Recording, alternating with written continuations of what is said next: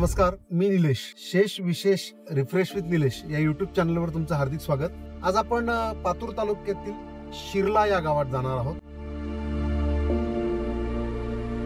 आणि तिथे एक फार जुनं प्रसिद्ध सोमपुरी संस्थान आहे. सोमपुरी महाराजांचं संस्थान आहे. त्याबद्दलच्या काही आख्यायिका आहेत, काही लोकभावना आहेत. खरं तर विज्ञानाच्या कसोटीवर ह्या भावना आपण जेव्हा घासून पाहतो तेव्हा त्यात फार तथ्य आपल्याला सापडत नाही.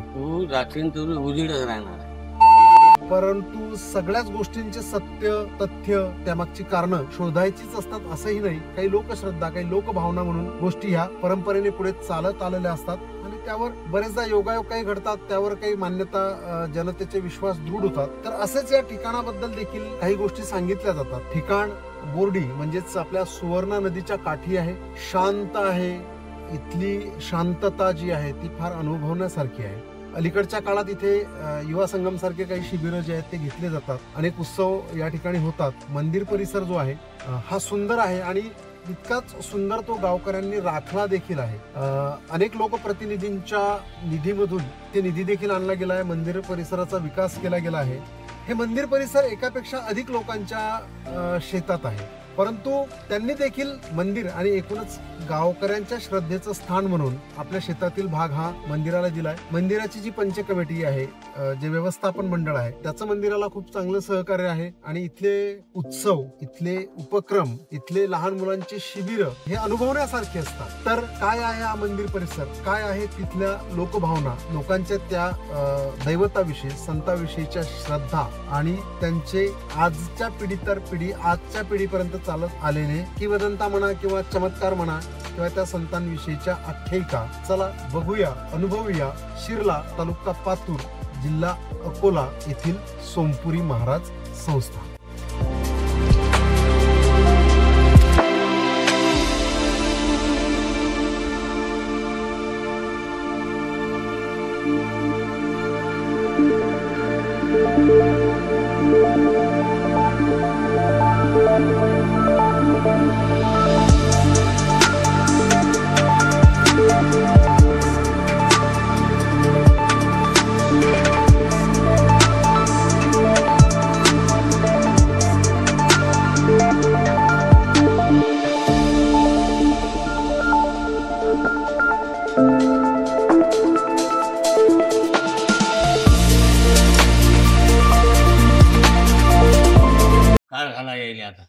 म्हणजे सोमपुरी महाराज जे होते ते संत होते.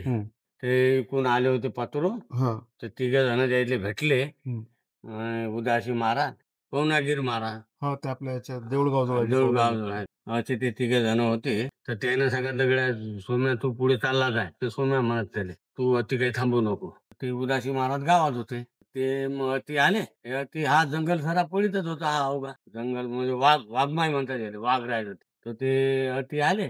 ढोरा आले होते. तर त्याने विचारलं बा की आपल्याला अति जगात जागा भेटेल काय, कोणाचा वावर आहे काय. त्याने सांगितलं बा आम्ही सांगतो आता हरिपाटलाचा वावर आहे. मग त्याने ते माहिती दिली बा, एक महाराज आले, ते म्हणून राहिले आम्हाला जागा पाहिजे होती. ते म्हणून काय हरकत नाही. त्याने 2 माणसं घेतले. ते आले, महाराज संग बोलणे केले. त्याला खोपडं बांधून दिलं, सापा सुपा केलं, खोपडं बांधून दिलं.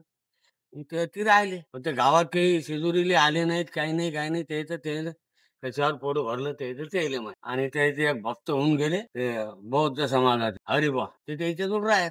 तर त्याला ते चमत्कार होत गेले. मग ते गांजाचं हे होतं. तर ते मग वाडेगावला ते ना संध्याकाळच्या पायरी पाठवतो, तू वाडेगावला जाय आणि आपलं हे घेऊन ये. पाऊल सगर मला सरळ हा सर.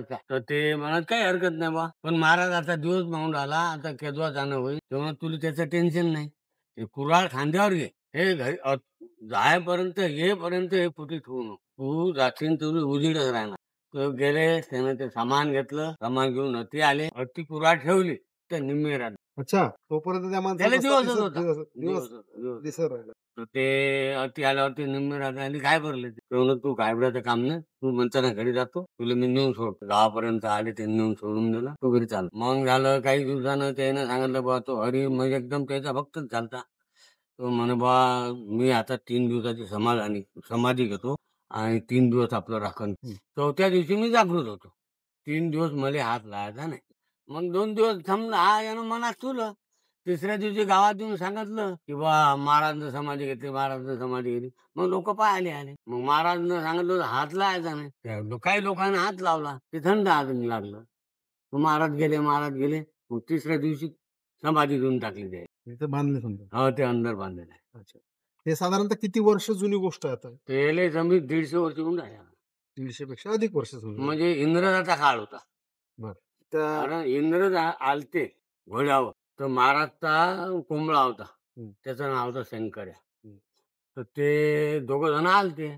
त्या कोतवाले म्हणून गड्या कोंबडा आहे, तो हा कोंबडा आपल्याला घरी न्यायचा. तर मग काय हरकत नाही, आपण भंडारची घेऊ, तिकडून येता आलं की कोंबड्याला घेऊन जाऊ. मग ते गेले आणि काही काम करून आले. तर कोंबड्याला पकडलं, तो कोंबडा घेऊन चालले गेले. कोंबडा खाल्ला. 4 वाजता महाराजने जाग आला. आता महाराजने माहितच होतं. मग 4 वाजता ते हरीला म्हणतात गड्या आपला कोंबडा कुठे आहे? शंकर्या दिसून नाही राहिला. शंकर्या कुठे आहेस रे, कुठे आहेस रे? ते आवाज देऊन हाका मारलं. त्यानं त्याच्या पोटात आवाज दिला. साहेबाज. मग तो घाबरला. तो तू ते आला ना साहेब, खरं आला मग महाराज. असं त्या ग्रंथात लिहिलं आहे. पण तेव्हा इकडे काहीच नव्हतं, जंगल होतं, कसे राहिले असतील किंवा काय? ते हवेवर पाण्यावर याच्यावरच जगले ते. आता खाली इकडून नदी आहे ना? हे नदी आहे समोर. सुवर्ण आपली बोर्डी. बोर्डी आता सुवर्ण झाली. हे पूर्ण पडीत होतं, हे सागवानच होतं सर. आणि आता या मंदिराचा परिसर किती आहे मग सगळं सध्या? सध्या 1.5 एकर. 1.5 एकर. हा. आणि बाजूला काही ई क्लास, एफ क्लास असेल किंवा शेती आहे लोक? नाही, शेती आहे ते. मग शेती. अध्यक्षाची शेती आहे. आणि इथं उत्सव कोणते होतात मग धार्मिक? धार्मिक दत्ताचे होते, गुरुचरित्र 7 दिवस. आणि महाशिवरात्रीचा कार्यक्रम असते. आणि भागवत असते मार्च महिन्यात. आणि सोमपुरवाची दिंडी जाते कौंडण्यापूरला. इथून आपलं रुक्मिणीचा माहेर जे अमरावती जिल्ह्यात कौंडण्य 10 दिवस दिंडी जाते. बाकी मग समजा आता इथं एक शिबिर आहे, ते युवा संगम वाले हे शिबिर चालू आहे आता. चांगला विकास झाला, मंदिराचा परिसर चांगला आहे, सगळं.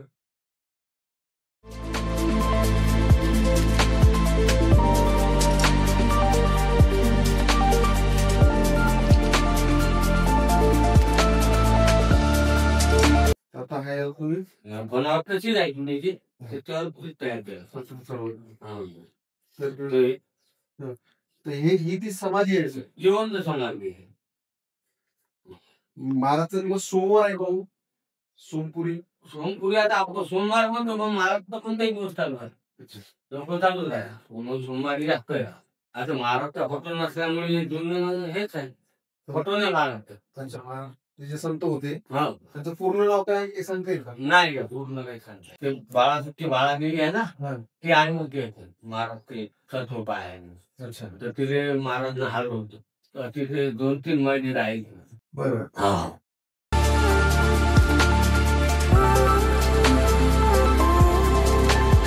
निघून जावं लागेल, ते त्याच्यातून समजा बाहेर निघत तर बिमारी बसून जात. आणि समजा कोणाला काही अडचण आली तुम्ही ते हो, सांगितलं जर अडचण आली तर महाराज अति बसत. हे लोक अति येत. महाराज आमच्या पोरीचं लग्न करायला लागते, तर आम्हाला पैसे गिसे पाहिजात बा. तर बा किती पाहिजात? 15 पाहिजात, 15 रुपये. तर मग महाराज म्हणत जा त्या बोरी खाली, तू 15 रुपये घे, शिल्लकले हात लावू नको. तर ते 15 घ्यायचे, ते न्यायचे. काम झालं की महाराज जोड आणून द्यायचे. महाराज सांगा आणले का? हो, जशी होते तशी रोवून टाक, हात नाही लावला. चांदीचे जे चांदीचे ना रुपये होते त्यावेळेस, चांदीचे चलन जे होतं ते शिक्के आपण ज्याला म्हणतो, तर ते तिथून घ्यायचे तर ती नोंद ठेवायची. ठेवून द्यायचे. ही जागा आहे काही सापडलेली आहे आता महाराजच्या हातची काही. ते चांदीचे रुपये होते. चांगलं केलं पण हे असं कुटीसारखं कुठे नवीन काहीतरी शो आणला त्याने. वेल चढवले, झाडे मस्त काढलं तुम्ही. हा.